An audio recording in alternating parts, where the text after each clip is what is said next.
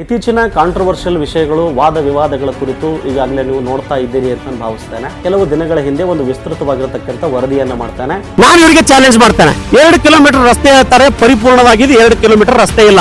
ರಸ್ತೆ ನಿರ್ಮಾಣದ ನ್ಯೂನತೆಗಳನ್ನ ಸಾರ್ವಜನಿಕರಿಗೆ ಜೊತೆಗೆ ಸರ್ಕಾರಕ್ಕೆ ಮುಟ್ಟಿಸುವ ಪ್ರಯತ್ನವನ್ನ ಮಾಡ್ತೇನೆ. ಮೊನ್ನೆ ನಾನು ಸುದ್ದಿ ಮಾಡ್ತಿರ್ತಕ್ಕಂಥ ಸಂದರ್ಭದಲ್ಲಿ ಬೇಲೂರು 1.8 ಸಮಥಿಂಗ್ ಬರ್ದಿದ್ರು. ವಿಡಿಯೋ ಅಪ್ಲೋಡ್ ಮಾಡಾದ್ಮೇಲೆ ಯಾವುದೇ ಕಾರಣಕ್ಕೂ ಯಾರ ಒತ್ತಡಕ್ಕೂ ಮಣಿಯದೆ ವಿಡಿಯೋವನ್ನ ಡಿಲೀಟ್ ಮಾಡಿರ್ತಕ್ಕಂಥ ಇತಿಹಾಸ ಇಲ್ಲ. ಮಲ್ಲಿಕಾರ್ಜುನ್ ಪಗಡೆ ವಿಡಿಯೋ ಡಿಲೀಟ್ ಮಾಡೋದಕ್ಕೆ 1 ವರ್ಷ ಕೇಳಿದ್ದಾರೆ ಅಂತ ಆ ಸುರೇಶ್ ಹೇಳ್ತಾನಂತೆ. ಕೇವಲ ಒಂದೇ ದಿನದಲ್ಲಿ ನನ್ನ ಮೇಲೆ FIR ಅನ್ನ ದಾಖಲಿಸ್ತಾರೆ. ನನ್ನ ಮೇಲೆ FIR ಮಾಡಿದಿರಲ್ಲ, FIR ಬಗ್ಗೆ ನನಗೆ ಚಿಂತೆನೇ ಇಲ್ಲ. ಇಷ್ಟೆಲ್ಲ ಎವಿಡೆನ್ಸ್ಗಳು ಇದ್ರೂ ಕೂಡ ನನ್ನ ಮೇಲೆ ಪ್ರಕರಣವನ್ನ ದಾಖಲಿಸುವ ಧೈರ್ಯ ಮಾಡಿದ್ದಿರಲ್ಲ, ನಿಮಗೆ ಅಭಿನಂದನೆಗಳನ್ನ ಈ ಸಂದರ್ಭದಲ್ಲಿ ಸಲ್ಲಿಸ್ತೇನೆ. ಒಬ್ಬರು ಪೊಲೀಸ್ ಬರ್ತಾರೆ ನನ್ನ ಮನೆಗೆ, ಬಂದು ಅವರು ಒಂದು ನೋಟಿಸ್ ಅನ್ನ ಕೊಡ್ತಾರೆ. ನಿನ್ನೆ ಡೇಟಿಂದ ಇರುತ್ತೆ ನೋಟಿಸು, ಇವತ್ತಿಂದ ಇರಲ್ಲ. 12 ಗಂಟೆ ಆಸ್ಪಾಸ್ನಲ್ಲಿ ನಾನು ಸೆಷನ್ಗೆ ಹೋಗ್ತೀನಿ. ಅಲ್ಲಿರ್ತಕ್ಕಂಥ ಅಧಿಕಾರಿ ನಟರಾಜ್ ಲಾಡೆ ಅವರು ಇರ್ತಾರೆ. ನನ್ನ ಕೈಯಲ್ಲಿರ್ತಕ್ಕಂಥ ಮೊಬೈಲ್ ಕೂಡ ತೆಗೆದುಕೊಂಡು ಟೇಬಲ್ ಮೇಲೆ ಇಟ್ಕೊತಾರೆ. ಅವ್ರು ಏಕವಚನದಲ್ಲಿ ನನ್ನ ಮೇಲೆ ಸಂಬೋಧನೆ ಮಾಡಕ್ಕೆ ಪ್ರಾರಂಭ ಮಾಡ್ತಾನೆ. ಎ ಅಂತಾರೆ ಅವರು ನನಗೆ. ನೀನು ಆರೋಪಿ ಇದೆಯಾ, ನಿನ್ನನ್ನು ಕೂಡಿಸಿ ಮಾತಾಡಿಸೋದೇ ದೊಡ್ಡ ಮಾತು ಅಂತ ಹೇಳ್ತಾರೆ. ಒಬ್ಬ ಪತ್ರಕರ್ತನನ್ನ ಕರೆಸಿ ಕೂಡಿಸಿ ನೀನು ಆರೋಪಿ ಅಂತ ಹೇಳೋದಕ್ಕೆ ಅಧಿಕಾರ ಇದೆಯಾ? ನಾನು ಕಳ್ತನ ಮಾಡಿಲ್ಲ, ನಾನು ಮರ್ಡರ್ ಮಾಡಿಲ್ಲ. ಒಬ್ಬ ನನಗೆ ಪರಿಚಯನೇ ಇಲ್ಲದ ವ್ಯಕ್ತಿ, ನನ್ನ ಜೊತೆ ಮಾತನಾಡದೇ ಇರತಕ್ಕಂಥ ವ್ಯಕ್ತಿ, ಆತನ ಹೆಸರು FIR ಅಲ್ಲಿ ಮೆನ್ಷನ್ ಮಾಡಿದ್ದಾರೆ. ಕಾಂಟ್ರಾಕ್ಟರ್ಗೆ ಕ್ರಾಸ್ ಕ್ವಶನ್ ಕೇಳಬೇಕು ಅಂತ ನಿಮ್ಗೆ ಗೊತ್ತಾಗಿಲ್ವಾ ಸರ್? ನನ್ನ ಕಚೇರಿಯಲ್ಲಿ ಒಂದು ವೇಳೆ ನೀವು ವಿಡಿಯೋ ಮಾಡಿದ್ರೆ ನಿಮ್ಮ ಹಳೆವಾರ ಸರಿಯಿಲ್ಲ ಅಂತ ಅವ್ರು ಹೆದರ್ಸ್ತಾರೆ. ಕಲಬುರಗಿ ಗ್ರಾಮೀಣ ಪೊಲೀಸ್ ಠಾಣೆಯ CCTV ಕ್ಯಾಮರಾದ ವಿಡಿಯೋನ ಬಹಿರಂಗಪಡಿಸಬೇಕು ನೀವು ಸರ್. ಕಾಂಟ್ರಾಕ್ಟರ್ ಹಿಂದ್ಗಡೆ ಯಾರ್ಯಾರಿದ್ದಾರೆ ನನಗೆಲ್ಲನೂ ಕೂಡ ಗೊತ್ತಿದೆ. ನನಗೆ BJPನೂ ಅಷ್ಟೇ, ಕಾಂಗ್ರೆಸ್ಸು ಅಷ್ಟೇ, JDS ಅಷ್ಟೇ. ಬಟ್ ನನಗೆ ಇಂಪಾರ್ಟೆಂಟ್ ಆಗಿರ್ತಕ್ಕಂಥದ್ದು ಸಾರ್ವಜನಿಕರು ಅಷ್ಟೇ. ನಾನೇನು ಯಾರ ಹತ್ರ ಭಿಕ್ಷೆ ಬೇಡದವನಲ್ಲ, ಭಿಕ್ಷೆ ಬೇಡುವ ಅವಶ್ಯಕತೆ ಇಲ್ಲ. ಅಂತ ಸಂದರ್ಭ ನನಗೆ ಬಂದಿಲ್ಲ. ಜೈಲಲ್ಲಿ ಹಾಕಿದ್ರು ಕೂಡ ಜೈಲಿನ ಸುದ್ದಿಗಳನ್ನು ಮಾಡ್ಕೊಂಡು.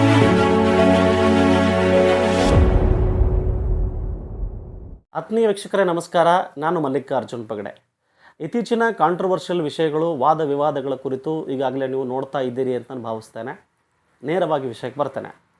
ಕಲಬುರಗಿ ದಕ್ಷಿಣ ಮತಕ್ಷೇತ್ರದ ವ್ಯಾಪ್ತಿಯ ಬೇಲೂರು ಕೆ ಗ್ರಾಮದ 2 ಕಿಲೋಮೀಟರ್ನ ರಸ್ತೆಯ ಕುರಿತು ಕೆಲವು ದಿನಗಳ ಹಿಂದೆ ಒಂದು ವಿಸ್ತೃತವಾಗಿರತಕ್ಕಂಥ ವರದಿಯನ್ನು ಮಾಡ್ತಾನೆ. ಅಲ್ಲಿಯ ಸಾರ್ವಜನಿಕರು ನನಗೆ ಕರೆ ಮಾಡಿ ಕರೆದಾಗ, ಇಲ್ಲಿ ಸಮಸ್ಯೆ ಇದೆ ಸರ್, ಸಂಪೂರ್ಣವಾಗಿ ಕಳಪೆ ಮಟ್ಟದ ಕಾಮಗಾರಿ ಮಾಡಿದ್ದಾರೆ ಅಂತ ಸಾರ್ವಜನಿಕರು ಆರೋಪ ಮಾಡ್ತಾರೆ. ಅವರು ವಿಡಿಯೋದಲ್ಲಿ ಕೂಡ ಮಾತನಾಡಿದ್ದಾರೆ. ಕರೆ ನೀಡಿದಾಗ ನಾನು ಸ್ಥಳಕ್ಕೆ ಭೇಟಿ ನೀಡ್ತೀನಿ. ಅಲ್ಲಿರ್ತಕ್ಕಂಥ ರಸ್ತೆ ನಿರ್ಮಾಣದ ನ್ಯೂನತೆಗಳನ್ನು ಸಾರ್ವಜನಿಕರಿಗೆ ಜೊತೆಗೆ ಸರ್ಕಾರಕ್ಕೆ ಮುಟ್ಟಿಸುವ ಪ್ರಯತ್ನವನ್ನು ಮಾಡ್ತೇನೆ. ಅದು ಇಡೀ ರಾಜ್ಯದಲ್ಲಿ ಸಂಚಲನವನ್ನು ಉಂಟು ಮಾಡುತ್ತೆ. ಜೊತೆಗೆ ಏನಪ್ಪ ಅಂತ ಕೇಳಿದರೆ, ರಾಜ್ಯ ವಿರೋಧ ಪಕ್ಷ BJP ತನ್ನ ಅಧಿಕೃತ ಫೇಸ್ಬುಕ್ ಪೇಜ್ ಮತ್ತು ಇನ್ಸ್ಟಾಗ್ರಾಮ್ಗಳಲ್ಲಿ ಅದನ್ನು ಪ್ರಕಟಣೆಯನ್ನು ಮಾಡ್ತಾರೆ. ಹೀಗಾಗಿ ರಾಜ್ಯ ಸರ್ಕಾರಕ್ಕೆ ಮತ್ತು ಕೆಲವು ರಾಜಕೀಯ ನಾಯಕರಿಗೆ ಅದು ಇರಿಸು ಮುರುಸು ಕೂಡ ಉಂಟಾಯಿತು. ತದನಂತರ ಸಾಕಷ್ಟು ಜನ ಕರೆ ಮಾಡಲಿಕ್ಕೆ ಪ್ರಾರಂಭ ಮಾಡ್ತಾರೆ ಬೇರೆಯವ್ರ ಕಡೆಯಿಂದ. ಸರ್ ದಯವಿಟ್ಟು ವಿಡಿಯೋನ ಡಿಲೀಟ್ ಮಾಡಿ ಅಂತ. ನಾನು ಹೇಳ್ತೇನೆ ಸರ್, ವಿಡಿಯೋ ಅಪ್ಲೋಡ್ ಆದಮೇಲೆ ಡಿಲೀಟ್ ಆಗಲ್ಲ ಸರ್. ಅದಕ್ಕೂ ಮುಂಚೆ ನೀವೇನಾದರೂ ಮಾತಾಡಿಕೊಂಡು ಸರಿ ಮಾಡ್ತೀನಿ ಸರ್, ತಪ್ಪಾಗಿದೆ ಅಂತ ಹೇಳಿದರೆ ಅದೇ ಬೇರೆ ಮಾತು. ವಿಡಿಯೋ ಅಪ್ಲೋಡ್ ಆದಮೇಲೆ ಒಂದು ವೇಳೆ ನಾನು ವಿಡಿಯೋ ಡಿಲೀಟ್ ಮಾಡಿದರೆ ಸಾರ್ವಜನಿಕರ ದೃಷ್ಟಿಯಲ್ಲಿ ನಾನು ಕೆಟ್ಟವನಾಗ್ತಾನೆ, ನಾನು ಕಳ್ಳನಾಗ್ತಾನೆ. ಇಲ್ಲಿಯವರೆಗೂ 10 ವರ್ಷದ ಇತಿಹಾಸದಲ್ಲಿ ನಾನು ವಿಡಿಯೋ ಅಪ್ಲೋಡ್ ಮಾಡಾದ್ಮೇಲೆ ಯಾವುದೇ ಕಾರಣಕ್ಕೂ ಯಾರ ಒತ್ತಡಕ್ಕೂ ಮಣಿಯದೆ ವಿಡಿಯೋವನ್ನು ಡಿಲೀಟ್ ಮಾಡಿರ್ತಕ್ಕಂಥ ಇತಿಹಾಸ ಇಲ್ಲ. ಆದರೂ ಕೂಡ ಅವರು ಪ್ರಯತ್ನ ಮಾಡ್ತಾಯಿದ್ರು. ಹೇಗಾದರೂ ಮಾಡಿ ನನ್ನನ್ನು ಅವರು ಮಣಿಸಬೇಕು ಅನ್ನೋ ಪ್ರಯತ್ನ ಮಾಡ್ತಾಯಿದ್ರು. ಭೇಟಿ ಮಾಡಬೇಕು ಅಂತ ಹೇಳ್ತಾಯಿದ್ರು ಬೇರೆಯವ್ರ ಕಡೆಯಿಂದ. ನಾನು ಭೇಟಿ ಕೂಡ ಅವರಿಗೆ ಆಗಿಲ್ಲ, ಯಾರಿಗೂ ಕೂಡ ಭೇಟಿ ಆಗಿಲ್ಲ, ಯಾರಿಗೂ ಕೂಡ ನಾನು ನೇರವಾಗಿ ಮಾತೇ ಆಡಿಲ್ಲ. ಸೊ ಹಾಗಾಗಿ ಇದರ ನಂತರ ಏನಾಗುತ್ತೆ ಅಂತಂದರೆ, ಕೇವಲ ಒಂದೇ ದಿನದಲ್ಲಿ ನನ್ನ ಮೇಲೆ FIR ಅನ್ನು ದಾಖಲಿಸ್ತಾರೆ. ಇಲ್ಲಿ ಕೆಲವು ಪ್ರಶ್ನೆಗಳು ನಾನು ನೇರವಾಗಿ ಸಂಬಂಧಪಟ್ಟಿರ್ತಕ್ಕಂಥ ಅಧಿಕಾರಿಗಳು, ರಾಜಕಾರಣಿಗಳಿಗೆ ಕೇಳುವ ಒಂದು ಪ್ರಯತ್ನವನ್ನು ಮಾಡ್ತಾನೆ. ಯಾಕೆ ಒಬ್ಬ ಪತ್ರಕರ್ತ ಇರುವ ನ್ಯೂನ್ಯತೆಯನ್ನು ಸಾರ್ವಜನಿಕರ ಮುಂದೆ ಇಡೋದು ತಪ್ಪ? ಪತ್ರಿಕಾ ವಾಕ್ ಸ್ವಾತಂತ್ರ್ಯ ಸಂಪೂರ್ಣವಾಗಿ ಸತ್ತು ಹೋಗಿದೆನಾ ಕಲಬುರಗಿಯಲ್ಲಿ ಅನ್ನೋದು ನನ್ನ ನೇರವಾಗಿರ್ತಕ್ಕಂಥ ಪ್ರಶ್ನೆ. ಅಲ್ಲ ಸರ್, ಸಾರ್ವಜನಿಕರು FIR ಮಾಡೋದಕ್ಕೆ ನಿಮ್ಮ ಕಚೇರಿಗೆ 100 ಬಾರಿ ಬರ್ತಾರೆ. ನೀವು ನಾಳೆ ಬಾ ನಾಡಿದ್ದು ಬಾ ಅಂತ ಹೇಳ್ತೀರಿ. ಪತ್ರಕರ್ತನ ಮೇಲೆ ಯಾರೋ ಒಬ್ಬ ಕಾಂಟ್ರಾಕ್ಟರು FIR ಮಾಡಿಸ್ತಾನೆ ಅಂತಂದರೆ ಇಮಿಡಿಯೇಟ್ ಆಗಿ ನೀವು ಒಂದೇ ದಿನದಲ್ಲಿ FIR ಅನ್ನು ಹೇಗೆ ದಾಖಲಿಸ್ಕೊಂಡ್ರಿ ಅನ್ನೋದು ನನ್ನ ಪೊಲೀಸ್ ಅಧಿಕಾರಿಗಳಿಗೆ ನೇರವಾಗಿರ್ತಕ್ಕಂಥ ಪ್ರಶ್ನೆ. ಆಮೇಲೆ ನಾನು ಪ್ರತಿಯೊಂದು ವಿಷಯವನ್ನು ಆ ರಸ್ತೆಗೆ ಸಂಬಂಧಪಟ್ಟ ಹಾಗೆ 2 ಎಪಿಸೋಡ್ಗಳನ್ನು ಮಾಡ್ತಾನೆ. ನೇರವಾಗಿ ಮತ್ತು ರೋಡನ್ನು ಅಳೆದು ಕೂಡ ತೋರಿಸ್ತಾನೆ. 2 ಕಿಲೋಮೀಟರ್ ಸಂಪೂರ್ಣವಾಗಿ ಇಲ್ಲ, ಇದು 1.74 ಸಮಥಿಂಗ್ ರಸ್ತೆಯನ್ನು ನಿರ್ಮಾಣ ಮಾಡಿದ್ದಾರೆ. ಹೀಗೆ ಕಳಪೆ ಮಟ್ಟದಿದೆ, ಕಾಲಿಂದ ಒದ್ದಿ ತೋರಿಸ್ತಾನೆ. ಇಷ್ಟೆಲ್ಲ ಎವಿಡೆನ್ಸ್ಗಳು ಇದ್ದರೂ ಕೂಡ ನನ್ನ ಮೇಲೆ ಪ್ರಕರಣವನ್ನು ದಾಖಲಿಸುವ ಧೈರ್ಯ ಮಾಡಿದ್ದಿರಲ್ಲ, ನಿಮಗೆ ಅಭಿನಂದನೆಗಳನ್ನ ಈ ಸಂದರ್ಭದಲ್ಲಿ ಸಲ್ಲಿಸ್ತೇನೆ. ಮೇಲಾಗಿ ಇಲ್ಲಿ ಅಧಿಕಾರಿಗಳು ಅನಿಸ್ಕೊಂಡಿರ್ತಕ್ಕಂಥವ್ರು ಧೈರ್ಯ ಮಾಡಿಲ್ಲ. ಯಾಕೆಂತ ಕೇಳಿದರೆ ಅವರು ಸಸ್ಪೆಂಡ್ ಆಗ್ತಿರ್ತಕ್ಕಂಥ ಎಲ್ಲ ಇದ್ದಾವೆ ಈ ಒಂದು ಕೇಸಲ್ಲಿ. ಹಾಗಾಗಿ ಕಾಂಟ್ರಾಕ್ಟರ್ಗೆ ಮಾತಾಡ್ತಾ ಇವರು, ನನ್ನ ಪ್ರಕಾರ ಕಾಂಟ್ರಾಕ್ಟರಾಗಿ ಮಾತಾಡಿಕೊಂಡು ನೀನು ಮುಂದುವರಿ, ಯಾವುದಾದ್ರೂ ಎವಿಡೆನ್ಸ್ ರೆಡಿ ಮಾಡು, ಇನ್ನು FIR ಕೂಡ ನಾವು ಬ್ಯಾಕಪ್ಪಿಗೆ ಇರ್ತೀವಿ ಅನ್ನೋ ಹಾಗೆ ಅವನಿಗೆ ಆತ್ಮವಿಶ್ವಾಸವನ್ನು ಕೊಡ್ತಾರೆ. ಹಾಗಾಗಿ ಕಾಂಟ್ರಾಕ್ಟರ್ ಮಹೇಶ್ ನೇರವಾಗಿ ಕಲಬುರಗಿ ಗ್ರಾಮೀಣ ಪೊಲೀಸ್ ಠಾಣೆಗೆ ಹೋಗಿ FIR ದಾಖಲಿಸ್ತಾರೆ. FIR ದಾಖಲಾಸಿದ ನಂತರ ನನಗೆ 2 ದಿವಸ ಬಿಟ್ಟು 1 ದಿವಸ ಬಿಟ್ಟು ಗೊತ್ತಾಗುತ್ತೆ ಬೇರೆಯವ್ರ ಕಡೆಯಿಂದ. ತದನಂತರ ಒಬ್ಬರು ಪೊಲೀಸ್ ಬರ್ತಾರೆ ನನ್ನ ಮನೆಗೆ, ಬಂದು ಅವರು ಒಂದು ನೋಟಿಸನ್ನು ಕೊಡ್ತಾರೆ. ಆದರೆ ನೋಟಿಸ್ ಇಲ್ಲಿ ಏನಪ್ಪ ಅಂತ ಕೇಳಿದ್ರೆ ನಿನ್ನೆ ಡೇಟಿಂದ ಇರುತ್ತೆ ನೋಟಿಸು, ಇವತ್ತಿಂದ ಇರಲ್ಲ. ಯಾಕೆ ಸರ್ ಇವತ್ತು ಬಂದಿದ್ದೀರಿ ಅಂತ ಕೇಳಿದ್ರೆ, ಇಲ್ಲ ಅದು ಏನಾಗಲ್ಲ ತೋಡ್ರಿ, ನೀವೇನು ಪತ್ರಕರ್ತರಿದ್ದೀರಿ, ನಿಮ್ಮ ಜೊತೆ ಏನು ಹಂಗೆ ಆಗಂಗಿಲ್ಲ ಅಂತೇಳಿ ನನಗೆ ಕನ್ವಿನ್ಸ್ ಮಾಡ್ತಾರೆ. ಇರಲಿ ಬಿಡು, ಒಂದು ಯಾರಾದರೂ ನನ್ನ ಮೇಲೆ FIR ಮಾಡಿದ್ದಾರೆ ಅಂತಂದರೆ ಕಾನೂನಾತ್ಮಕವಾಗಿ ಅದಕ್ಕೆ ನಾನು ಸಹಕರಿಸಬೇಕಾಗಿರ್ತಕ್ಕಂಥ ಕರ್ತವ್ಯ. ಹಾಗಾಗಿ ನಾನು ಸೈನ್ ಮಾಡಿ ಕಳಿಸ್ತೇನೆ. ತದನಂತರ ಮತ್ತೆ ನಾನೇ ಅವರಿಗೆ ಕರೆ ಮಾಡಿ ಹೇಳ್ತೇನೆ, ನಾನು ಬರ್ತಾಯಿದ್ದೀನಿ ನೋಡ್ರಿ ಸ್ಟೇಷನ್ಗೆ ಅಂತ. 12 ಗಂಟೆ ಆಸ್ಪಾಸ್ನಲ್ಲಿ ನಾನು ಸ್ಟೇಷನ್ಗೆ ಹೋಗ್ತೀನಿ. ಅಲ್ಲಿರ್ತಕ್ಕಂಥ ಅಧಿಕಾರಿ ನಟರಾಜ್ ಲಾಡೆ ಅವರು ಇರ್ತಾರೆ, ಒಳಗಡೆ ಇರ್ತಾರೆ, ಕೆಲಸ ಮಾಡಿದಿರ್ತಾರೆ. ನಾವು ಕೂತ್ಕೋತೀವಿ. ಒಂದು ಬಾರಿ ಕರೀತಾರೆ, ಹೋಗಿ ಕೂತ್ಕೊಡ್ರಿ ಅಂತ ಕಳಿಸ್ತಾರೆ. ಮತ್ತು ನಾನು ಆ್ಯಸ್ ಇಟ್ ಈಸ್ ಹೋಗಿ ಕೂತ್ಕೋತೀನಿ.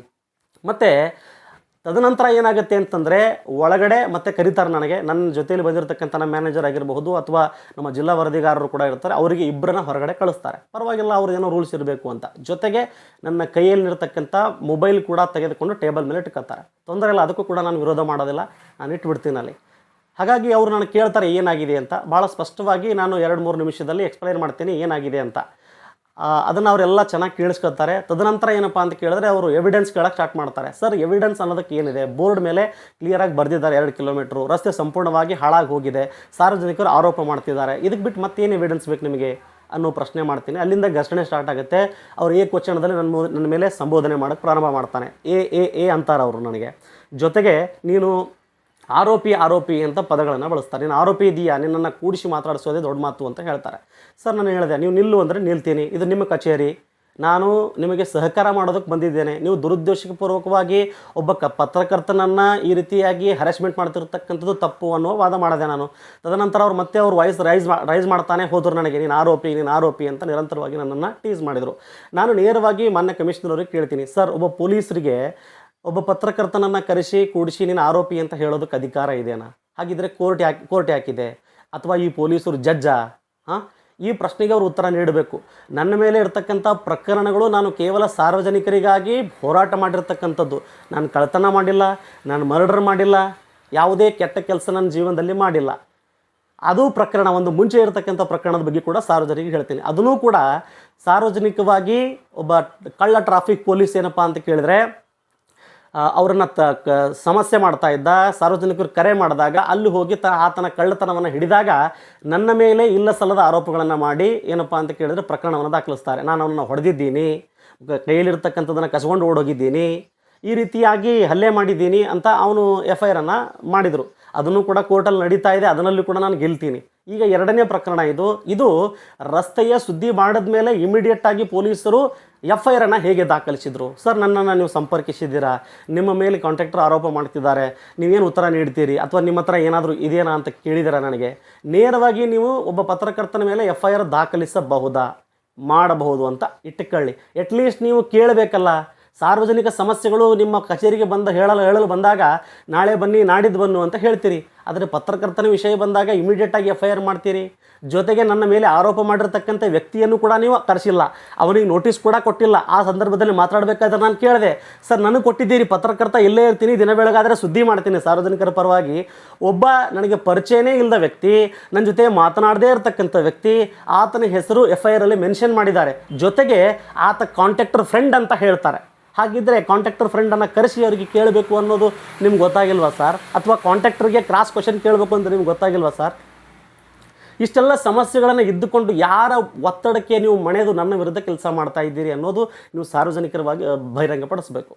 ತದನಂತರ ಏನಾಗುತ್ತೆ, ಮಾತಾಡ್ತಾ ಇವರು ಏಕವಚನದಲ್ಲಿ ಮಾತಾಡ್ತಾರೆ. ಭಾಳಷ್ಟು ಎತ್ತರವಾಗಿ ಮಾತಾಡಬೇಕಿದ್ರೆ ಅಲ್ಲಿ ಸಾಕಷ್ಟು ಜನ ಏನಪ್ಪ ಅಂದರೆ ಸಿಬ್ಬಂದಿಗಳಿರ್ತಾರೆ. ಆ ಸಂದರ್ಭದಲ್ಲಿ ಅಲ್ಲಿರ್ತಕ್ಕಂಥ ಕ್ಯಾಮ್ರಾಮ್ಯಾನು ಏನೋ ಸಮಸ್ಯೆ ಇದೆ ಅಂತ ವಿಡಿಯೋ ಸ್ಟಾರ್ಟ್ ಮಾಡ್ತಾರೆ. ಅಲ್ಲಿ ವಿಡಿಯೋ ಮಾಡ್ಕೊಳ್ಳೋದಕ್ಕೆ ಇವರಿಗೆ ಅವಕಾಶ ಮಾಡಿಕೊಡೋದಿಲ್ಲ, ತ್ರಾಸು ಕೊಡ್ತಾರೆ.